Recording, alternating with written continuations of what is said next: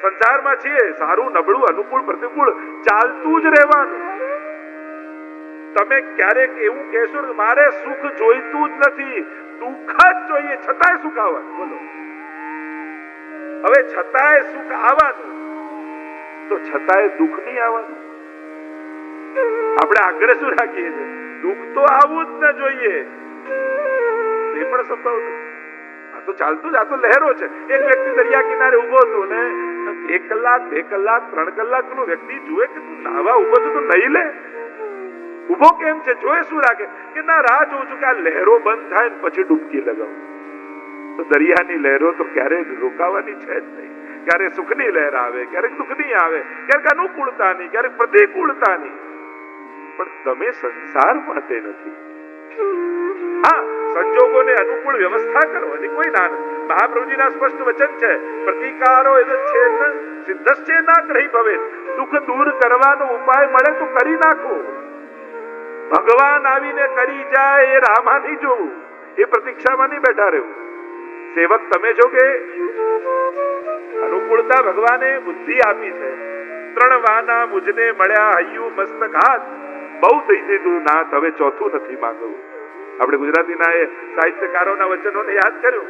3 વાના મુજને મળ્યા, હૈયું મસ્તક ને હાથ, બહુ થઈ દીધું નાથ, હવે ચોથું નથી માંગવું.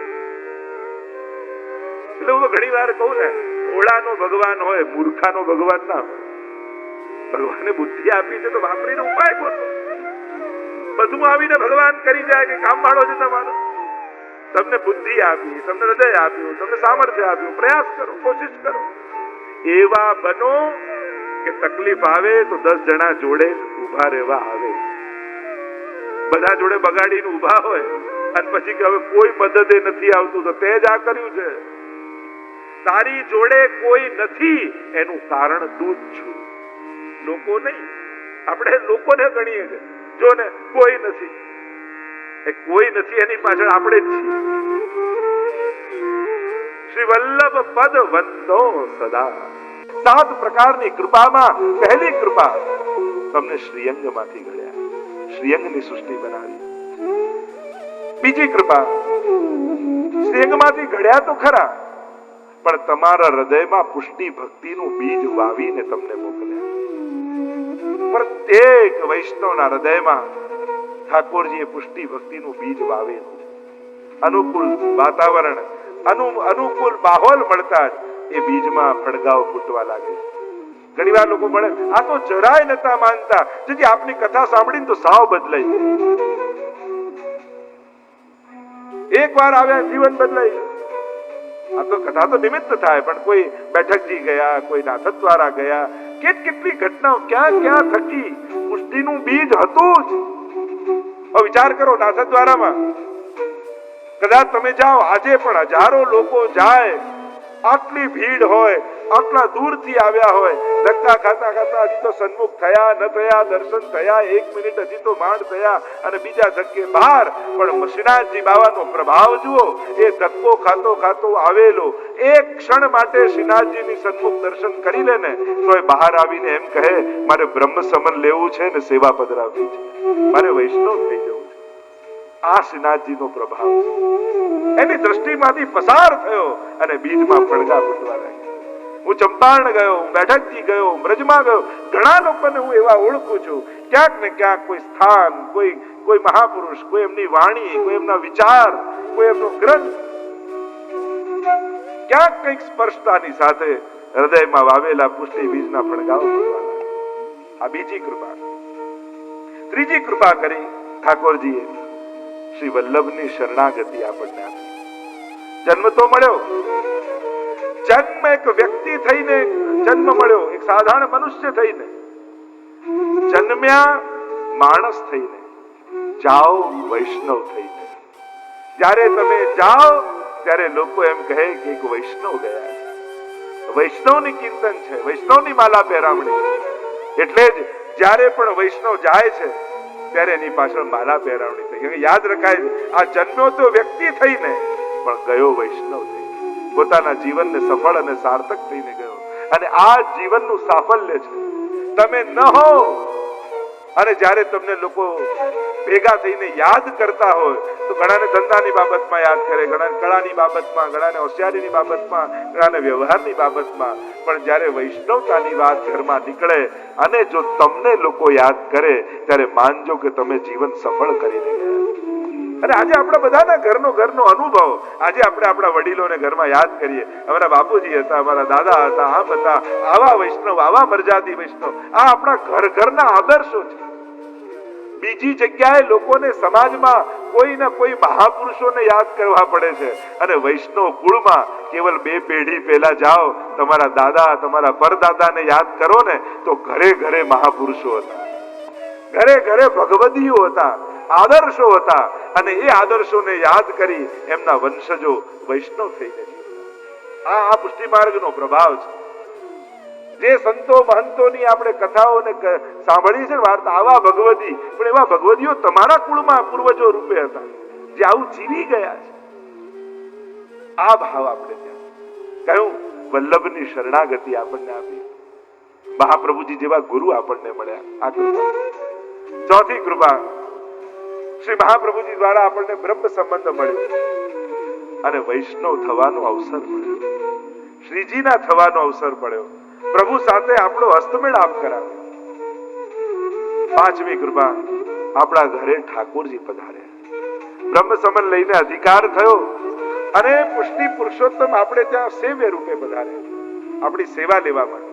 છઠ્ઠી કૃપા, સાધારણ જીવ જે સંસારમાં આપણે રહીએ છીએ, સાવ સંસારીની જેમ, પણ એમાં પણ જ્યારે ઠાકોરજી પધાર્યા તો આપણું ઘર વ્રજ બની ગયું. અને વ્રજ બનાવી ઠાકોરજી આપણા સંસારને પણ અલૌકિક બનાવી દીધો. આપણી શરણાગતિ આપણા ઘરે આવીને દ્રઢ કરી.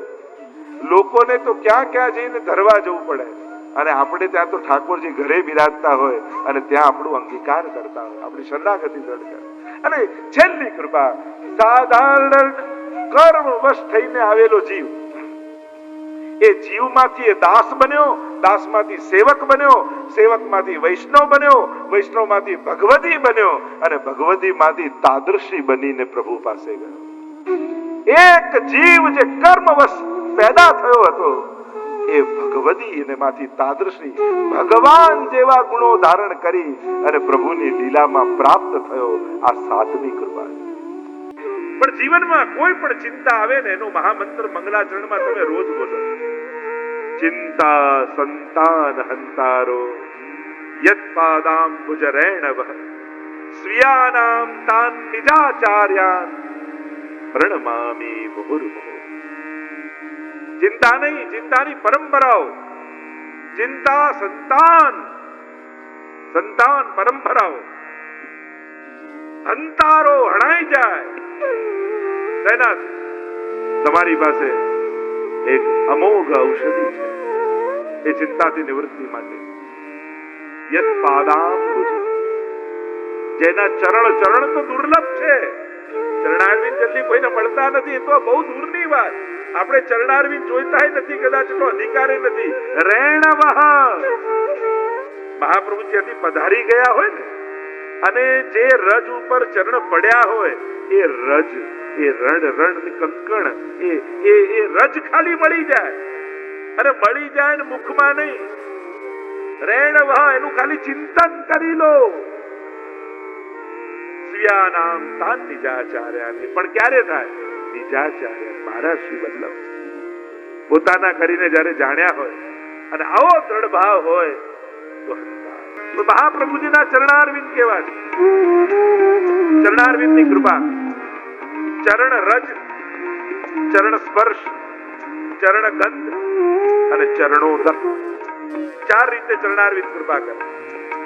4 માધ્યમ થકી ચરણારવિંદની કૃપા થાય. અને 84 વૈષ્ણવ એનું પ્રમાણ છે, 252 વૈષ્ણવ એનું પ્રમાણ છે. ચરણ રજ, તીર્થ સકલ સનાત કીધા ચરણ રેણુ સમાન. કેવલ રજનો સ્પર્શ અને ઘણા પ્રસંગો આપણે એનો વિસ્તારમાં નથી જતો. ચરણોદક, અચ્યુતદાસ ની વાર્તા જુઓ. અચ્યુતદાસ પર એવી કૃપા કરી કે મહાપ્રભુજી પોતાનું ચરણોદક આપ્યું ને આંખે લગાડ્યું. આંખે લગાડ્યું ને અચ્યુતદાસ પર એવી કૃપા થઈ, શ્રીનાથજી ત્યાં જે વસ્ત્ર શૃંગાર ધરે અહીંયા અચ્યુતદાસને દર્શન થાય. પ્રગટ લીલાના વ્રજમાં જ્યાં વ્રજમાં જાય ને લીલા થતી દેખાય. પ્રગટ નયન લીલા દિખાવે. આ સામર્થ્ય મહાપ્રભુજીના ચરણોદકનું છે. તમે કેસર સ્નાન કરાવો છો ને, બેઠકજીમાં જાઓ ને ચોતરાજીને કેસર સ્નાન, એ જે જલ એને ચરણોદક કહેવાય. ચરણોનું ઉદક, એ ચરણોદક. સ્વયં ગુસાઈજીનો એવો ક્રમ હતો, રોજ શ્રીનાથજીના શૃંગાર ધર્યા પછી ગિરિરાજજી પરથી ઉતરી અચ્યુતદાસ પાસે જાય, એને દર્શન કરે, અચ્યુતદાસને મળે, જુએ અને પછી જાય. તો પૂછ્યું અચ્યુતદાસ એક વાર, જયરાજ રોજ અહીંયા સેવા કરીને કેમ પધારો છો? ત્યારે ગુસાઈજીએ કહ્યું કે અચ્યુતદાસ, મને તમારી આંખોમાં મહાપ્રભુજીની આંખો દેખાય છે. તમારી આંખોમાં શ્રીનાથજીની પ્રસન્નતા મને દેખાય છે કે આજે મેં સેવા કરી એનાથી શ્રીજી પ્રસન્ન થયા કે નહીં એ મને તમારી આંખોમાં દર્શન થાય. આ કૃપા મહાપ્રભુજીના ચરણો દર્શન. એટલે પહેલાના સમયમાં એ કેસર સ્નાનનું જલ રાખતા સાચવી, અને એ આ ચરણોદકની કૃપા. ચરણ ગંધ તે તામસના અઘર્યા પરતાપ પદરજ ગંધ વલ્લભાખ્યાન. મહાપ્રભુજી પૂર્વના જંગલોમાં બંગાળમાં પધાર્યા છે. અનેક તામસ જીવો વનમાં રહે છે. એક એકનો ઉદ્ધાર કઈ રીતે કરવો? ત્યારે મહાપ્રભુજી પોતાના ચરણ એક શિલા ઉપર ઘસ્યા, અને ઘસ્યા તો એમાંથી એવી સુગંધ નીકળી કે ગંધ માત્રથી સમસ્ત તામસ જીવોના ઉદ્ધાર થઈ ગયા. તમે અત્તર લઈને જ્યારે મહાપ્રભુજીને ધોતી ઉપરના ધરાવો અને અત્તર સમર્પિત કરો, અને જ્યારે હાથ મહાપ્રભુજીના શ્રીઅંગને સ્પર્શ્યા પછી એ ગંધ અત્તરની નથી રહેતી, પછી તો વલ્લભના શ્રીઅંગની ગંધ બની જાય. અને એ ગંધ જ્યારે ગ્રહણ કરો છો ત્યારે એ ગંધ અત્તરની ન માનતા આ મહાપ્રભુજીના શ્રીઅંગની ગંધનું મેં ગ્રહણ કર્યું છે. આવો ભાવ કરે, કારણ કે મહાપ્રભુજીની એ ગંધ છે જે બે વચ્ચેના અંતરને કાપી નાખે, એ જ અંતર છે. જે બંનેની એક સુગંધ કરી દે, એક ગંધ કરી દે, એ જ અંતર છે. એટલે એ ભાવ કરો. મહાપ્રસાદ પણ લેતા હોય ત્યારે વસ્તુનો સ્વાદ, સામગ્રીનો સ્વાદ ના આવવો જોઈએ. આમાં ઠાકોરજીનું અધરામૃત છે, એ અધરામૃતનો આસ્વાદ આવે. આજે પ્રભુનું મને અધરામૃત મળ્યું. આપણે એમાં વેસણનો સ્વાદ ગોતીએ, સાકરનો સ્વાદ ગોતીએ, વસ્તુઓનો સ્વાદ લઈએ, પણ જ્યારે પણ પ્રસાદી વસ્તુ મળે ત્યારે આમાં ખાંડ વેસણ ન ગોતતા પ્રભુના અધરામૃતની કણિકાને ગોતજો. તો એ જમ્યા નહીં કહેવાય, એ પછી પ્રસાદ લીધો કહેવાય. અને જયારે આ ભાવથી ભલે મિશ્રી ધરી હોય, મેવો જે કાંઈ પણ, મહાપ્રસાદની કોઈ વસ્તુ થોડી જોવાય છે કે શું ધરેલું મળ્યું એ મોટું છે. ઠાકોરજી આરોગ્ય છે એ મોટું છે, એ મોટી વાત છે. અને જયારે એની મહત્તા થશે ને અધરામૃત, ત્યારે વસ્તુ કઈ હતી એ વસ્તુનું મહત્વ જ ખતમ થઈ. શું મળ્યું એ વસ્તુ, કેટલું મળ્યું એ વસ્તુ, એની કોઈ અધરામૃતની ક્વોન્ટિટી ઉપર થોડી હોય કે 1 લીટર કોઈ યમુનાજી વધારે પી જાય એટલે યમુનાજી વધારે કૃપા કરે. શ્રીનાથજીનો 1 કિલો પ્રસાદ કોઈ વધારે ખાઈ જાય તો શ્રીનાથજી વધારે કૃપા કરે. એની કોઈ ક્વોન્ટિટી થોડી હોય. એ કિલોમાં ક્યાં કણિકા હતી એ શોધી લે વૈષ્ણવ છે. એનો જ આસ્વાદ એને આવી જાય અધરામૃત. તો એ ચરણારવિંદ ગંધ, તો વિચાર કરો, જેની રજ, જેનું જલ, જેની ગંધ આવી દિવ્ય હોય, તો જે જીવને સાક્ષાત વલ્લભના ચરણોનો સ્પર્શ મળ્યો હશે એ કેવા ભાગ્યશાળી, કેવા જીવો. એક પ્રસંગ મને તો ઘણી વાર એમ થાય, શ્રી મહાપ્રભુજી જેના ઘરે મુકામ કરતા હશે, જેના ઘરે રોકાતા હશે, કેવા ભાગ્યશાળી હશે કે જેના ઘરે શ્રી વલ્લભ રોકાયા. ત્યાં ઉતારો, જેને સેવા મહાપ્રભુજી પોતે કરીને આપ સેવા કરી શીખવે. વલ્લભાખ્યાનમાં કઈ સપ્તમાખ્યાન, આ બધું સંલગ્ન છે. હું મહાપ્રભુજી કહું, ગુસાઈ જેવું કહું, હરિરાયજી કહું, ગોકુલના, આ બધાને જુદા ન જાણતા. આ એક જ બીજથી નીકળેલું વિશાળ વૃક્ષ છે. શ્રી વલ્લભ કલ્પ દ્રુમ ફલ્યો, આગળ આવશે. ફલ લાગ્યો વિઠ્ઠલેશ, શાખા સબ બાલક ભય, તાકો પાર ન પાવત છે.